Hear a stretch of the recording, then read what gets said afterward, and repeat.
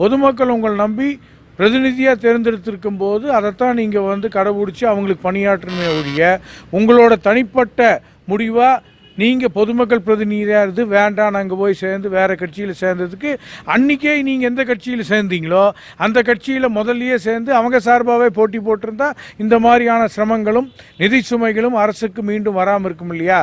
பொதுமக்கள் இந்த மாதிரி அதிருப்திக்கு வராமல் இருந்திருப்பாங்க இல்லையா? அதனால் இந்த மாதிரி செய்வது தவறான ஒரு செயலாக நான் கருதுகிறேன். மக்களாட்சியினுடைய மிக பெரும் பலம் என்பது தேர்தல். தேர்தல் என்பது மக்களுக்கான பெரும் அதிகாரத்தை தருகிற ஒரு கருவி. இன்றைக்கு இந்த மதுராந்தகம் சட்டமன்ற தொகுதியில் அவருக்கு வாக்களித்த வாக்காளர்கள் அவர் நமக்கு அவருடைய கட்சியின் சார்பில் நிறுத்தப்பட்டிருக்கிற வேட்பாளராக இருந்தாலும் அவர் நமக்கு தேவையான நம்முடைய அடிப்படை பிரச்சனைகளை தீர்ப்பார் என்கிற ஒரு நம்பிக்கையோடு அவருடைய கொள்கைகளை கவனத்தில் கொண்டு அவருக்கு வாக்களித்திருப்பார்கள். ஆனால் இன்றைக்கு அவர் தனது பதவியை ராஜினாமா செய்துவிட்டு வேறொரு கட்சியில் இணைந்திருப்பது என்பது ஒரு குதிரை பேர அரசியல் என்பதை நாம் முற்றிலுமாக உணர முடியும். ஏனென்று சொன்னால் இன்றைக்கு பரவலாக வெற்றி பெற்றவர்கள் வேறு கட்சிக்கு சென்றால் கட்சி தாவல் தடை சட்டத்தின் அடிப்படையில் அவர்களுடைய பதவி இழப்பு இயல்பாகவே ஏற்பட்டுவிடும் என்பதற்காக அவர்கள் முழுமையாக தனது பதவியை ராஜினாமா செய்துவிட்டு இன்றைக்கு வேறு ஒரு கட்சியில் ஐக்கியமாகி இருக்கிறார்கள். இந்த பகுதி ஏதாவது ஒரு நன்மை செய்வாங்க சொல்லி அந்த மக்கள் நம்பி வாக்களித்தாங்க. ஈரம் கூட அந்த காயில் அதுக்குள்ளவே அந்த பதவியை ராஜினாமா செஞ்சுட்டாங்க. இதனால் மக்களுக்கு தான் பெரிய பாதிப்பாக இருக்குது. அதே சமயத்தில் மக்களுடைய வரி பணம் தான் வீணாக போகிறது. மக்களை பற்றி சிந்திக்க இல்லாமல் மக்களை பற்றி சிந்தித்திருந்தாங்கன்னா இந்த தொகுதிக்கு ஒரு நல்ல நன்மை கிடைச்சிருக்குன்னு சொல்லி தான் மக்கள் வாக்களித்தாங்க. இது வெறும் இழப்பு தான், மக்களுக்கு தான் பெரிய இழப்பு. இந்த இது தன்னுடைய சுயநலத்துக்காக பதவியை ராஜினாமா பண்ணிவிட்டு மக்களை பற்றி சிந்திக்காமல் அரசியல்வாதி நிரூபிச்சிட்டாங்க. மக்கள் பிரதிநிதின்றவங்க யாருன்னு மக்கள் நம்ம தேர்ந்தெடுக்கிற ஒரு பிரதிநிதி தான் மக்கள் பிரதிநிதி. அப்படி இருக்கும்போது நம்ம தேர்ந்தெடுத்த ஒரு எம்எல்ஏ நம்மளை கேட்காம ரிசைன் பண்றதுன்னு அப்ப நம்ம தேர்ந்தெடுக்கவே தேவையில்லையே, அவங்களே ஓட்டு போட்டு தேர்ந்தெடுத்து அவங்களே ராஜினாமா பண்ணிக்கலாமே. மக்களை கேட்காம ஒரு தொகுதியில 2 முறை நின்று மக்கள் ஓட்டு போட்டு தான் ஜெயிச்சிருக்காங்க. அப்போ மக்களுக்காக தான் நான் விலகி வேற கட்சியில போறேன்னா அப்போ அவங்க அந்த சின்னத்தை விட்டுட்டு எதுக்கு போகணும்? அப்போ மக்களை முட்டாளாக்குறது தானே. அவங்க சுயநலத்துக்காக வாழும்போது மக்கள் எதுக்கு திருப்பி பை எலெக்ஷன் ஒரு செலவு பண்ணி அதை எதுக்கு திருப்பி வைக்கணும்? மக்களோட வரி பணம் நம்ம தலையில தான் விழும் எல்லாமே. இது யாரும் புரிஞ்சிக்க மாட்டுறாங்க. கரெக்டான ஒரு பிரதிநிதியை தேர்ந்தெடுக்காததோட விளைவு இன்னும் நிறைய கஷ்டம் அனுபவிக்க போறாங்க. நடந்து முடிந்த இப்போ இந்த சட்டமன்ற தேர்தல் இப்போது முடிஞ்சு ஒரு 20-25 நாள் கூட ஆகலை. அதுக்குள்ளே ஒரு எம்எல்ஏ ராஜினாமா பண்ணிட்டாங்க.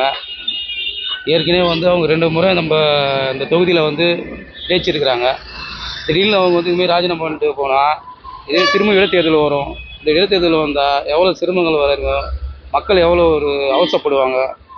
திரும்பவும் பேசினு எல்லோரும் வேலை வெட்டி எல்லாம் போகாமல் அன்றைக்கி ஒரு நாள் லீவு போட்டு மக்களுடைய எல்லாம் வரி பணம் தான் இதில் வேஸ்ட் ஆகுது.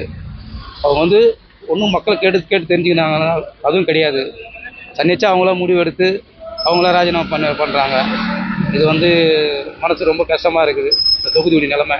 மக்கள் இந்த வேட்பாளர் வர வேண்டும் என்பதற்காக மக்களுடைய எண்ணத்தை பிரதிபலிக்கும் வகையில் தேர்ந்தெடுக்கப்பட்ட ஒரு வேட்பாளர் தன்னிச்சையாக முடிவெடுப்பது எந்த விதத்தில் ஏற்றுக்கொள்ளப்பட முடியாது.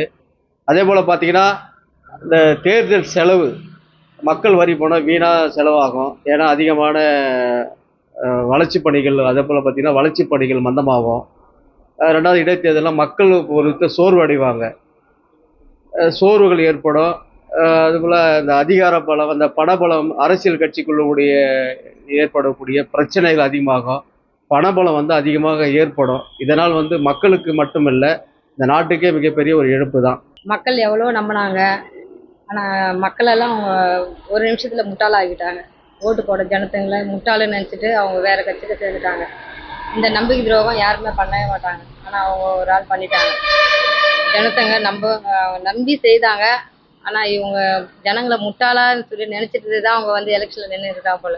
நடந்து முடிந்த சட்டமன்ற தேர்தலில் மதுராந்தகம் தொகுதியில் வெற்றி வேட்பாளராக தேர்ந்தெடுக்கப்பட்ட வரகத குமரவேல் வெற்றி வேட்பாளராக மக்கள் தேர்ந்தெடுக்கப்பட்டாங்க. ஆனால் அவங்க வெற்றி பெற்று எம்எல்ஏவை தேர்ந்தெடுக்கப்பட்டு 21 நாள்லேயே ராஜினாமா கடிதத்தை கொடுத்து ராஜினாமா பண்ணிட்டாங்க. இது மக்களுக்கு பெரும் இழப்பு ஏற்படுத்தும். அது இல்லாமல் மாறான் தொகுதியில் வெற்றி வேட்பாளர் தேர்ந்தெடுக்கப்பட்ட மரகத குமரவேல் இப்படி செய்வது வந்து மக்களுக்கு வந்து பெரும் பாதிப்பை தான் ஏற்படுத்தும்.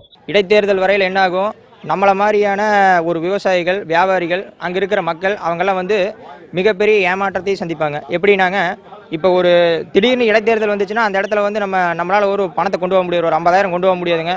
அதை கொண்டு போனால் வந்து என்ன பண்ணுவாங்க, பிடிச்சிட்டு அதுக்கு இது என்ன ரீசனில் வந்திருக்குது, என்ன ஏதுன்னு எல்லாமே கேட்பாங்க.